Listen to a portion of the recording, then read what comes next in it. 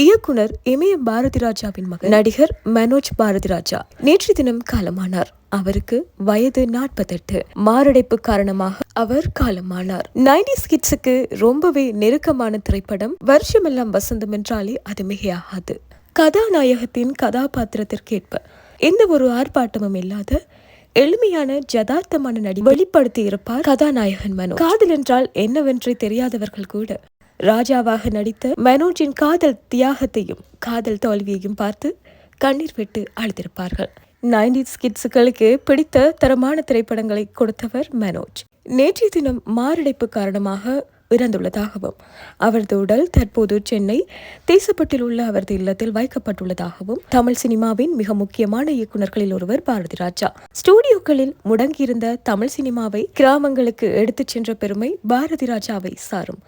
முதல் மரியாதை, கிழக்கே போகும் ரயில், வேதம் புதிது, கருத்தம்மா போன்ற படங்கள் அவர் இயக்கத்தில் வந்தவையாகும். இவரது மகனான மனோஜ் பாரதிராஜா 1999ஆம் ஆண்டு பாரதிராஜா இயக்கத்தில் வெளியான தாஜ்மஹால் படத்தின் மூலம் தமிழ் சினிமாவில் நடிகராக அறிமுகமானவர்.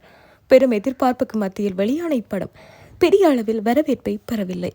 அதன் பின்னர் சில படங்களில் நடித்த மனோஜ் பாரதிராஜா நடிப்பிலிருந்து சிறிது காலம் விலகியிருந்தார். சமீப காலமாக உடல்நலக்குறைவு ஏற்பட்டு வந்த நிலையில் இவர் நேற்றைய தினம் மாரடைப்பால் உயிரிழந்துள்ளதாகவும் மனோஜ் பாரதிராஜாவின் திடீர் மறைவு அவரது குடும்பத்தினரையும் திரைத்துறையினரையும் நடிகர்களையும் பெரும் அதிர்ச்சியில் ஆழ்த்தியுள்ளது. கடந்த சில வாரங்களுக்கு முன்புதான் மனோஜ் பாரதிராஜாவுக்கு இதய அறுவை சிகிச்சை நடைபெற்றதாம். அப்போதிலிருந்து அவர் வீட்டில் சிகிச்சை பெற்று வந்துள்ளார். சில நாட்களுக்கு முன்னர் திடீரென அவருக்கு மீண்டும் உடல்நலக்குறைவு ஏற்பட்டதாக கூறப்படுகிறது. நேற்றைய தினம் மாலை 6 மணியளவில் அவருக்கு திடீரென மாரடைப்பு ஏற்பட்டுள்ளதாகவும் உடனடியாக அவரை மருத்துவமனைக்கு அழைத்துச் சென்ற நிலையில் அவர் ஏற்கனவே இறந்துவிட்டதாகவும் மருத்துவர்கள் தெரிவித்திருந்தனர். மனோஜ் பாரதிராஜாவின் உடல் தற்போது சென்னை தேசப்பட்டில் உள்ள அவரது இல்லத்தில் அஞ்சலிக்காக வைக்கப்பட்டுள்ளதாகவும் அவரது மறைவுக்கு பல்வேறு தரப்பினரும் இரங்கல் தெரிவித்து வருகின்றனர்.